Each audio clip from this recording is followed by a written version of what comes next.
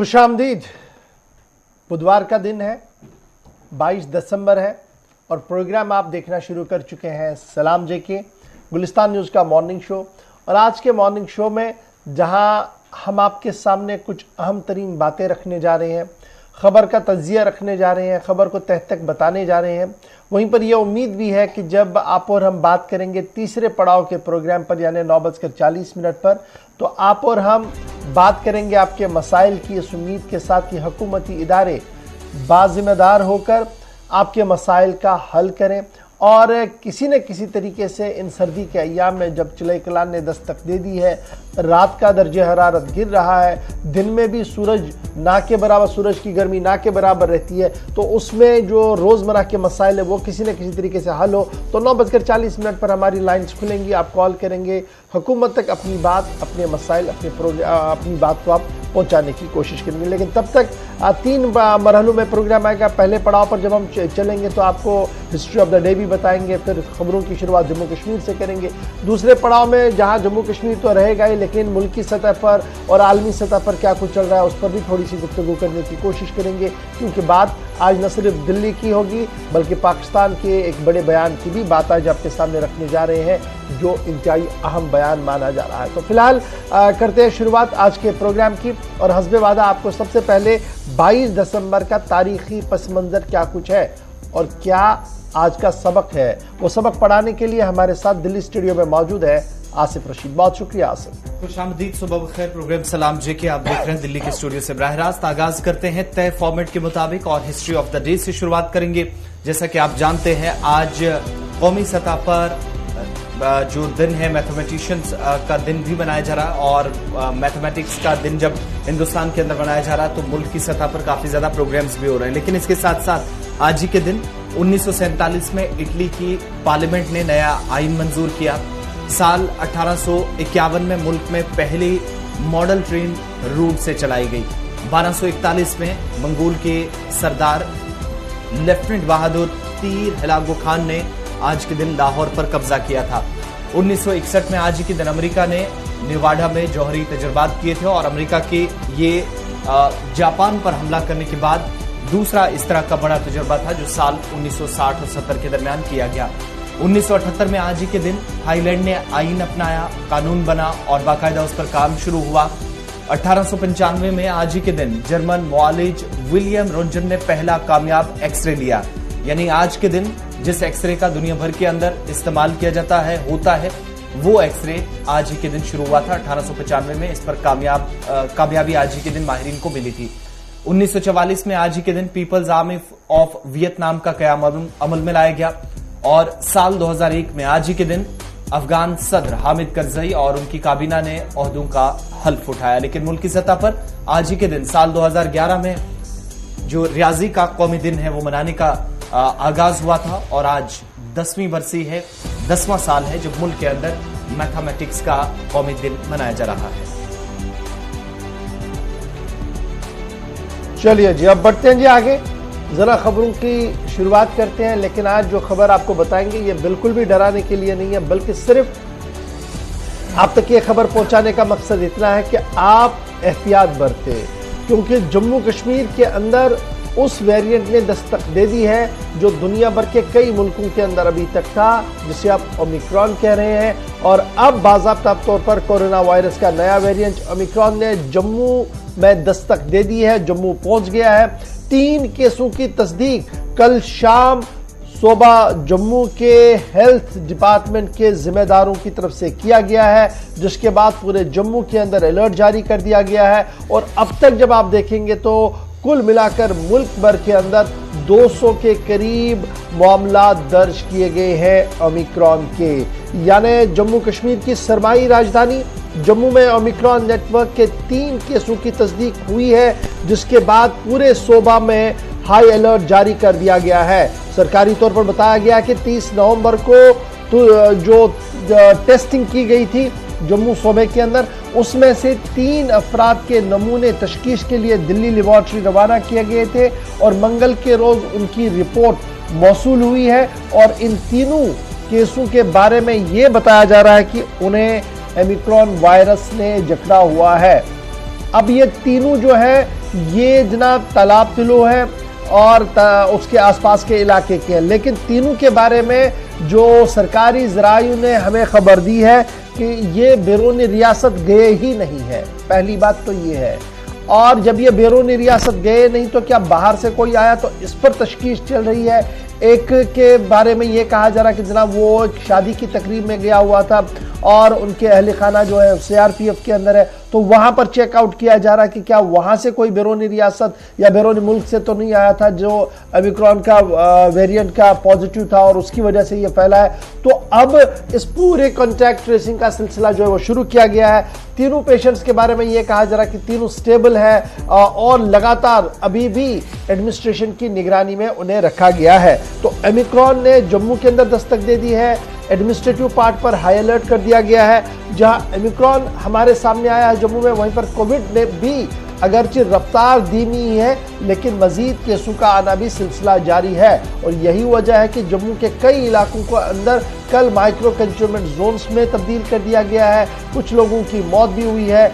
अगरचे शरही तौर पर आप देखेंगे तो कोविड सर्दी के बावजूद भी कंट्रोल में ही है, लेकिन ओमिक्रॉन की दस्तक जम्मू में आने के बाद अलर्ट पर इंतजामिया है और श्रीनगर के अंदर भी एहतियात बरतने की बात जो है वो कही जा रही है। अब सूरत हाल है क्या, इसको जरा समझिएगा। ओमिक्रॉन ने दस्तक दे दी है, कोई नई बात नहीं, क्योंकि मुल्क भर के अंदर काफी केसेस हैं। जम्मू भी इस लपेट में गए, लेकिन आज के दिन में अगर एहतियात आप नहीं बरतेंगे तो होगा क्या, ये फैलेगा। और जराया नहीं बल्कि सरकार क्या कुछ कह रही है और एक्सपर्ट पैनल क्या कुछ कह रहे हैं। एक्सपर्ट पैनल का मानना है कि ओमिक्रॉन जो है जी ये 3 यानी 3 टाइम्स मोर डेंजरस है जी। जो 2 वेरिएंट हमारे पास आए हैं, डेल्टा वेरिएंट था, उससे पहले एक वेरिएंट था, उससे भी खतरनाक ये ओमिक्रॉन है और बहुत तेजी के साथ फैल रहा है। तो ये एहतियात बरतने की बहुत ज्यादा जरूरत है। और इसमें अब ये भी कहा जा रहा है कि जनाब इसमें बहुत ज्यादा एहतियात जो है वो वही जो प्रोटोकॉल पहले सेट किया गया था उसी प्रोटोकॉल को हमने अडॉप्ट करना होगा, तभी जाकर इसको कहीं ना कहीं हम थमा सकते हैं। जहां तक जम्मू कश्मीर की बात है, जम्मू सूबे के अंदर जैसे ही केसेस बढ़े हैं, इंतजामिया की तरफ से जो लेन वॉलनट फैक्ट्री के करीब है संजय नगर जम्मू और गांधीनगर का एरिया जो पुलिस स्टेशन के आसपास और साउथ जम्मू की तहसील आती है, यहां पर इनको माइक्रो कंटेनमेंट जोन बना दिया गया है। ये कब बनाया गया है, जब 3 केसेस की तस्दीक हुई है और जो मरकजी सरकार है वो भी मुसलसल आगाह कर रही थी। लेकिन जहां तक ओमिक्रॉन के ताल्लुक से बात हो रही है तो बात जरा मरकजी सरकार की भी करते हैं। और मुल्क के अंदर इस वक्त कुल मिलाकर ओमिक्रॉन केसेस की तादाद 200 के पार पहुंच गई है और सरकार की तरफ से तमाम रियासतों और यूटीज को अब आगाह कर दिया गया इस सिलसिले में कि रात का कर्फ्यू और कंटेनमेंट जोन्स पर तमाम रियासतें वापस आ जाएं। यानी वापस आने का मकसद क्या हुआ, जिन एरियाज के अंदर पॉजिटिविटी रेशियो आज के वक्त में भी 10% है, केसेस मुसलसल आईसीयूज के अंदर भी देखे गए हैं या हॉस्पिटल्स के अंदर लोग जेरे इलाज है और पॉजिटिविटी रेशियो 10% के आसपास है, तो मरकजी सरकार की तरफ से तमाम रियासतों और यूटीज को कह दिया गया है कि वो आज के वक्त में एक तो रात का कर्फ्यू जिन इलाकों में लगाने की जरूरत है वो उन पर भी जाए। दूसरी बात, जो माइक्रो कंटेनमेंट जोन थे इनको माइक्रो कंटेनमेंट जोन से कंटेनमेंट जोन में तब्दील अगर करना हो, मकामी सतह पर फैसले लिए जा सकते हैं।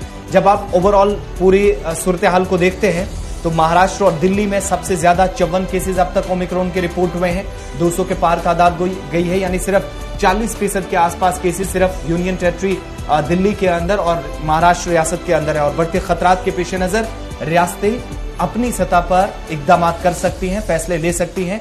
मरकजी सरकार की तरफ से ये पहले ही हिदायत दे दी गई है। यानी कहीं ना कहीं नाइट कर्फ्यू दोबारा लग सकता है जो हम देख रहे थे। और वीकेंड पर चूंकि अब न्यू ईयर है, फेस्टिवल सीजन है, तो उस फेस्टिवल सीजन को देखते हुए मुल्क भर के अंदर एहतियाती तदाबीर पहले उठाए गए हैं। बड़ी फंक्शंस पर पाबंदी आयद कर दिया। मुंबई जैसे शहर के अंदर जहां न्यू ईयर सेलिब्रेशन बहुत धूमधाम से होता था उस पर पाबंदी कर दी गई है। दिल्ली के अंदर भी एहतियाती तदाबीर उठाने की बात कही जा रही है। और इस बीच जम्मू कश्मीर के अंदर क्या कुछ होगा इसका हमें इंतजार रहेगा। सरकारी तौर पर अभी इस पूरे मामले पर कोई बड़ी बात सामने नहीं आई। फिलहाल खबर ये कि जम्मू के अंदर ओमिक्रॉन ने दस्तक दे दी है, हालात स्टेबल है लेकिन अलर्ट पर इंतजामिया जरूर है। बढ़ते हैं जी आगे।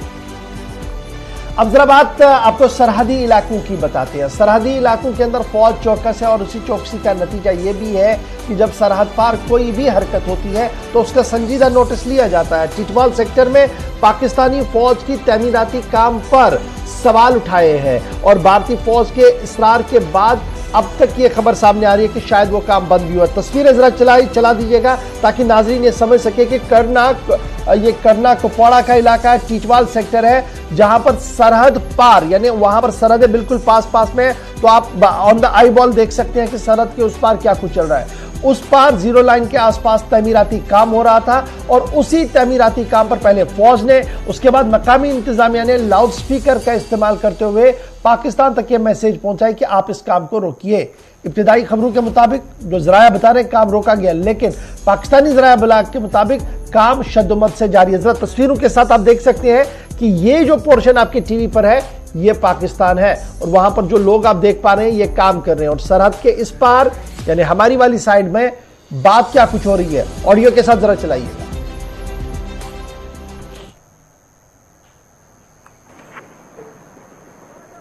आपसे हम पहले भी 2-3 बार गुजारिश कर चुके हैं कि इस काम को बंद कर दो, पर आपको हमारी बातों पर कोई असर नहीं हो रहा है, इसलिए हमें दूसरी कार्रवाई करनी पड़ेगी। एक बार फिर से मैं आपको बात दोहराता हूं, इस काम को बंद कीजिए।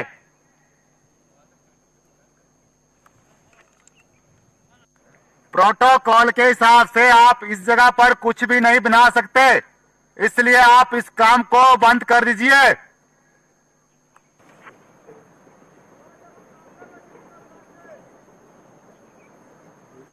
आपने ये काम बंद करना है या नहीं करना है?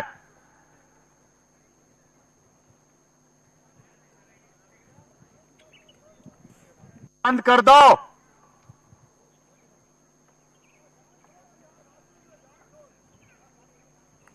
क्या कर छोड़? What he said? कुछ बोल रहे हैं? क्या बोल रहे हैं? जान छोड़ो यही बोल रहे हैं। मैं यहाँ का नंबरदार बोल रहा हूँ, आपसे गुजारिश है कि काम बंद कर दीजिए। हम सारे गांव वाले आपको ये गुजारिश करते हैं कि काम बंद कर दीजिए मेहरबानी करके। तो पीछे हम काम कर रहे हैं ये एलसी से दूर है और प्रोटोकॉल के हिसाब से आप जो काम कर रहे हैं वो वंचित है।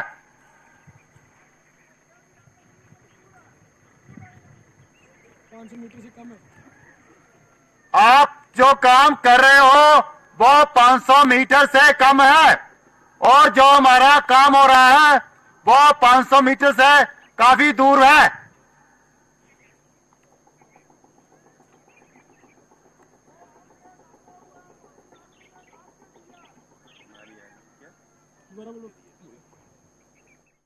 ये टीचवाल कुपवाड़ा की तस्वीरें हैं जहां पर कल ये तस्वीरें मौसूल हुई थी, जहां पर फौज और मकामी इंतजामिया और मकामी लोगों की तरफ से पाकिस्तान की तरफ से तामीर, पाकिस्तानी फौज की तरफ से जो सड़क तामीर की जा रही है, जो तरक्की जो काम वहां किया जा रहा है उस पर एतराज किया जा रहा है। तो कहा जा रहा है कि जो सेट प्रोटोकॉल है जी, आपने एलसी से 500 मीटर नीचे जाकर काम करना है, आप ऊपर आ रहे हैं और इसे किसी भी कीमत पर बर्दाश्त नहीं किया जाएगा। पहले फौज की तरफ से बात की गई, फिर मकामी जो वहां नंबरदार है और दीगर लोग हैं उनकी तरफ से भी बात की गई और अब ये बात अभी सामने आ रही है कि शायद ये काम जो है वो रुका हुआ है। अभी सरकारी तौर पर इस पूरे मामले में कोई तस्दीक नहीं हो पाई है कि काम रुका पड़ा है, नहीं रुका है, लेकिन सरहद उस पार की जगह आप सोशल मीडिया को खंगालेंगे तो चीजें आपको कुछ और भी दिखेंगी जिसमें काम अभी भी जारी है। तो पाकिस्तानी सरहद के नजारे आपके टीवी पर है कि किस तरीके से वहां पर सरहद पर काम चल रहा है और भारत की तरफ से लगातार एतराज किया गया कि आप जो काम कर रहे हैं ये प्रोटोकॉल की खिलाफवर्जी है, नहीं रुके तो रोकना भी आता है, यानी इसके बाद गोली भी चल सकती है। तो बहरहाल बढ़ते आगे, इस तरीके की नौबत ना आए क्योंकि काफी मुद्दत के बाद सरहदें खामोश है और सरहदों पर रहने वाले लोग किसी न किसी तरीके से अब इत्मीनान की सांस ले पा रहे हैं। बढ़ते हैं जी आगे, बात जरा सरहद की हो रही है तो आपको आसिफ बताएंगे कि चीन की सूरत हाल भी क्या है और चीन को लेकर बयानात जो सामने आ रहे हैं क्योंकि भारत और चीन के रिश्तों के बीच कहानी कहां की ओर बन रही है। चीन और हिंदुस्तानी सरहद पर सूरत हाल इस वक्त मुस्तहकम है और आमतौर पर मुस्तहकम ही रहती है। चीनी वजारत खारजा की जानिब से मीडिया ब्रीफिंग में एक सवाल का जवाब दिया गया है, हालात को मामूल पर लाने के लिए कोशा है और बड़ी बात चीन की तरफ से ये कही गई है कि मौजूदा वक्त में तमाम तर चीजों को कंट्रोल में रखने के लिए फौजी सतह पर भी और सिफारती सतह पर भी इस वक्त बातचीत चल रही है। वजारत खारजा का बयान उस वक्त सामने आया जब अरुणाचल प्रदेश के अंदर हम मुसलसल देख रहे थे कि सवाल उठाए जा रहे थे उन हिस्सों के अंदर जहां पर प्रोटोकॉल की खिलाफवर्जी चीन की जानिब से की गई है और तामीरात यहां पर की जा रही हैं, उस पर एक सवाल पूछा गया था चीनी वजारत खारजा के तर्जुमान से, जिस पर उन्होंने हफ्तावार ब्रीफिंग में जवाब देते हुए कहा कि एक तरफ सूरत हाल न सिर्फ कंट्रोल में है बल्कि ये इसी तरीके से मामूल के मुताबिक चले। दोनों अफवाज मुसलसल राब्ते में भी हैं और एक तरफ जहां डिप्लोमेटिक लेवल पर बातचीत चल रही है तो फौजी सतह पर भी तमाम कोशिशें जारी है कि कम से कम इस वक्त माहौल को ठंडा रखा जा सके, सरहदी कशीदगी को कम किया जाए और तातुल को खत्म करने की कोशिशें दोनों अतराफ से जारी हैं। चीनी वजारत खारजा के तर्जुमान ने इसकी तस्दीक कर दी है। न सिर्फ चीनी वजारत खारजा की तरफ से यह हफ्तावार ब्रीफिंग दी गई है बल्कि चीनी वजीर खारजा की तरफ से जो बयान जारी किया गया उसमें यह कहा गया कि जनाब अभी दोनों मुल्कों के बीच सलाह मशवरा और मुज़ाकरात के सिलसिले भी जारी है और उम्मीद ये लगाई जा रही है कि मुस्तकबिल में भी ये जारी रहेंगी और जो फ्रिक्शन पॉइंट्स है जहां पर दोनों आमने सामने है वहां पर बहुत जल्द जो है वो पेशरफ्त भी हो सकती है। लेटेस्ट होप्स हो कि पेशरफ्त हो। लेकिन बढ़ते हैं जी आगे, सरहद के बाद जरा एक और महाज की बात करते हैं और बात करते हैं सियासत की, क्योंकि हदबंदी कमीशन का पिटारे से जो रिपोर्ट सामने आई है उसके बाद जम्मू और श्रीनगर दो हिस्सों के अंदर बढ़ चुका है और कल पूरे दिन जम्मू के अंदर मंथन करने के बाद, मीटिंग के बाद People's Alliance for Gupkar Declaration ने अपने प्रोग्राम का ऐलान कर दिया है।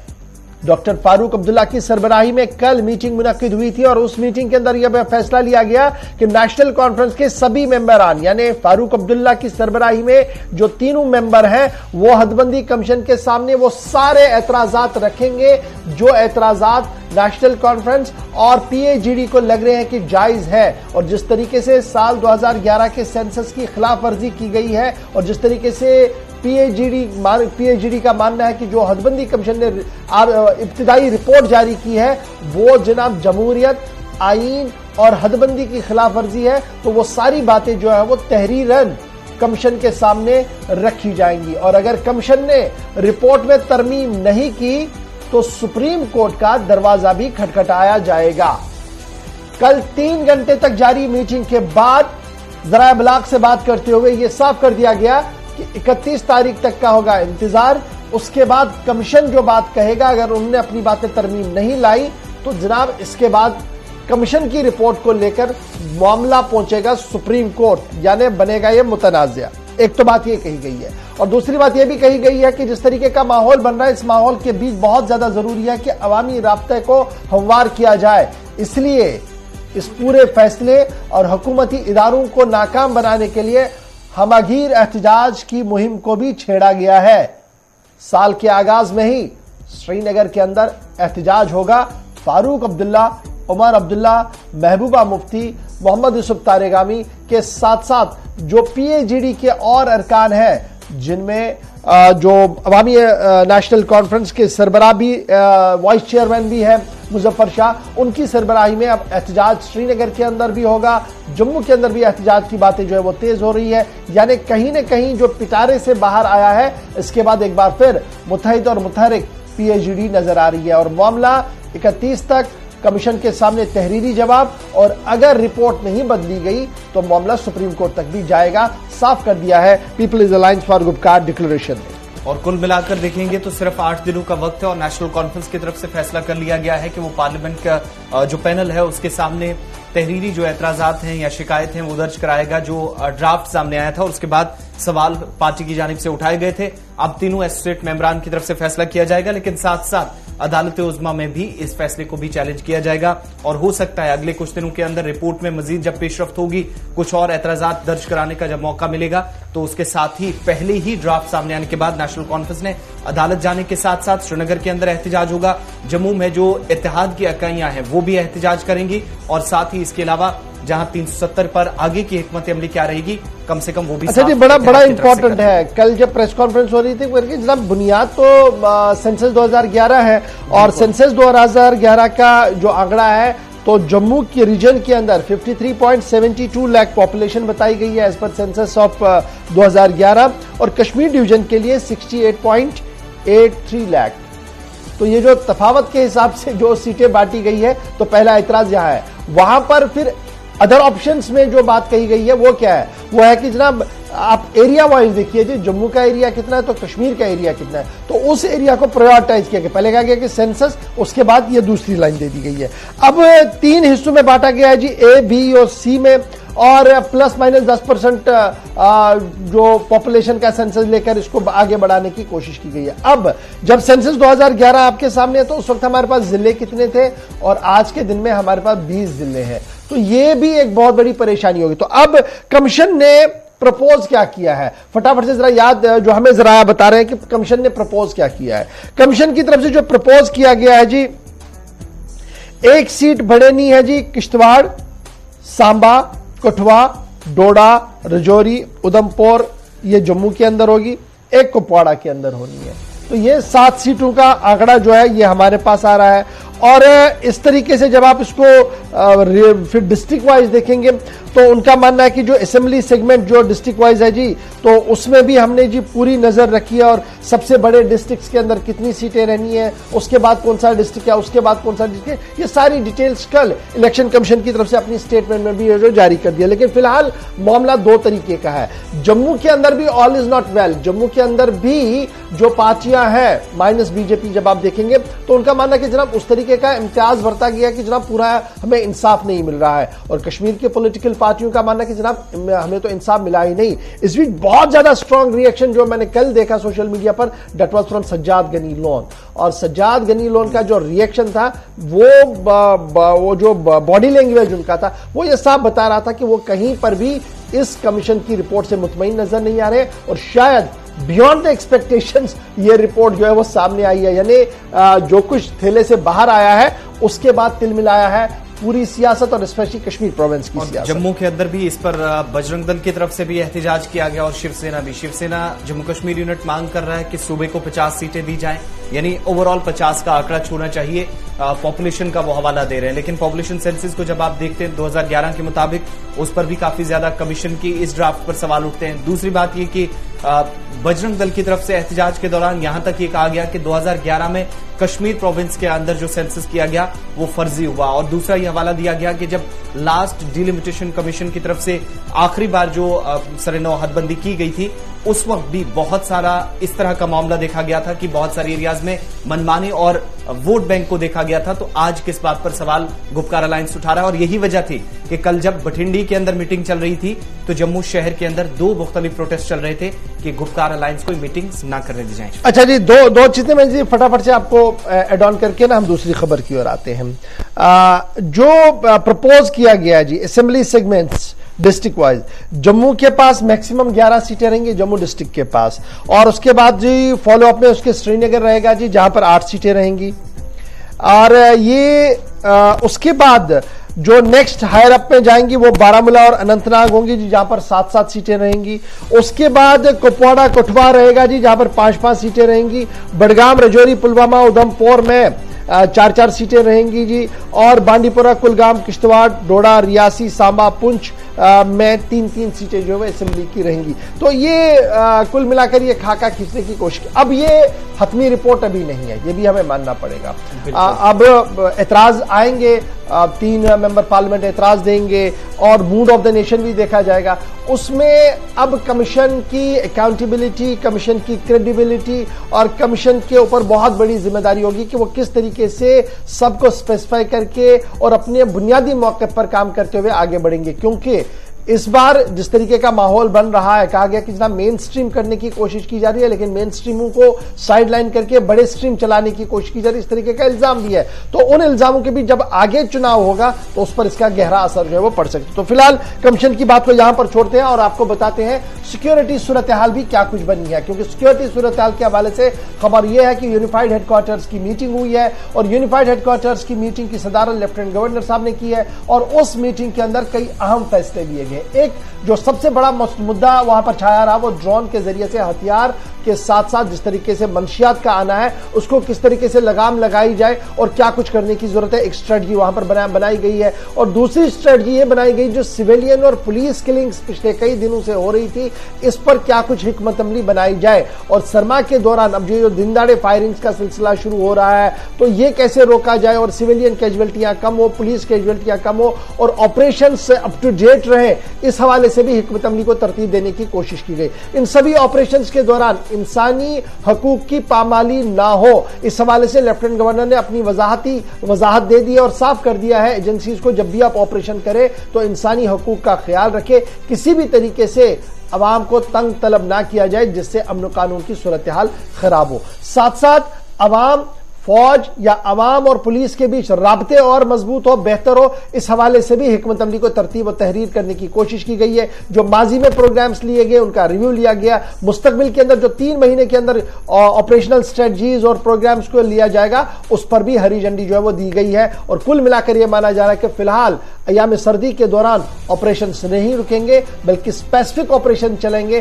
और टारगेट ओरिएंटेड ऑपरेशन पूरे जम्मू कश्मीर के अंदर चलाने की बात सामने रखी गई है। तो ये तो सिक्योरिटी सूरत हाल थी। अब बढ़ते हैं जी आगे, आपको एक और खबर बताते हैं जी। आसिफ, बिल्कुल, यूनिफाइड कमांड की मीटिंग में जहां पर सलामती सूरत हाल पर बात की गई, इसके साथ साथ बात जरा अब यूनियन टेरिटरी लद्दाख और जम्मू कश्मीर के एक और अहम फैसले की भी करते हैं जो मरकजी सरकार ने लिया था। और जम्मू कश्मीर तश्कील 9 एक्ट, जिस पर पार्लियामेंट के अंदर वजारत दाखिला की जानिब से भी जवाब दिया गया था।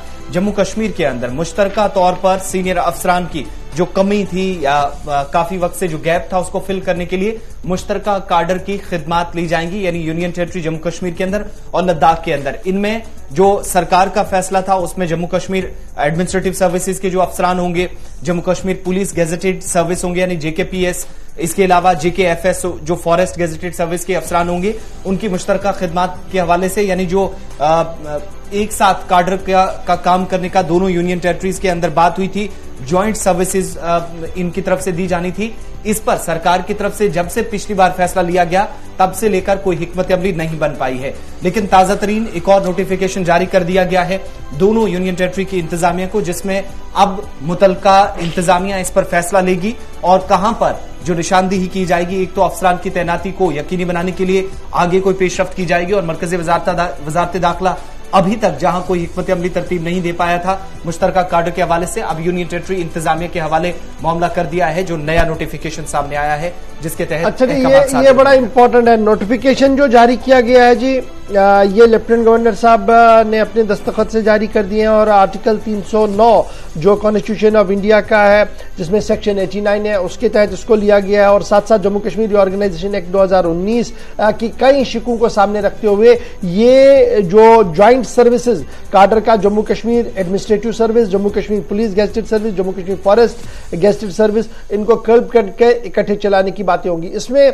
काफी तफावतें थी, काफी बातें जो थी वो हो रही थी। फिलहाल नोटिफिकेशन जारी हुआ, हतमी नोटिफिकेशन जो है वो मरकजी वजारत दाखिला ने जारी करनी है और न तो माजी में वो उस तरीके का नोटिफिकेशन जारी हुआ और ना ही इस नोटिफिकेशन के बाद कोई तेजी दिल्ली के अंदर जो है वो इस सिलसिले में देखने को नहीं। लेकिन जरूर लेफ्टिनेंट गवर्नर ने अपने इख्तियारात का इस्तेमाल करते हुए कानून की रूह से यह नोटिफिकेशन जारी कर दिया है जिसमें कंसल्टेशन प्रोसेस को अब आगे बढ़ाया जाएगा और कंसल्टेशन प्रोसेस करने के बाद एक नोट जो है वो मरकजी वजारत दाखिला को भेजा जाएगा, जिस नोट की बिना पर वहां पर ऑर्डर जो है वो जारी किया जाएगा और उससे प्रमोशन इन सभी कंबाइंड सर्विसेज के अंदर एक तो ये स्ट्रेंथ में सारे आएंगे, उसके बाद जो प्रमोशन का सिलसिला होगा वो कैसे होगा, डिप्लॉयमेंट का सिलसिला कैसे होगा, वो सारा कुछ जो है वो तय किया जाए। तो फिलहाल ज्वाइंट सर्विसेज काडर के हवाले से नोटिफिकेशन लेफ्टिनेंट गवर्नर के दफ्तर से रात देर गई जो है वो जारी कर दी गई है।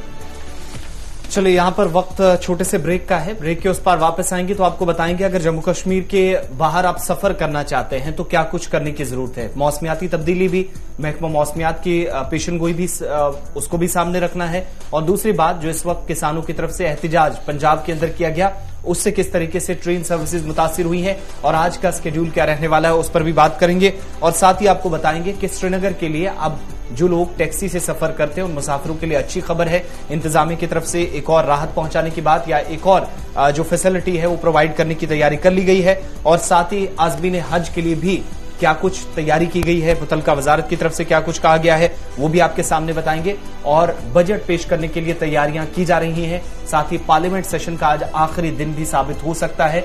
आप हमारे साथ रहेंगे, इस पर अपडेट्स देंगे और बात कुछ दीगर मसाइल पर भी करेंगे।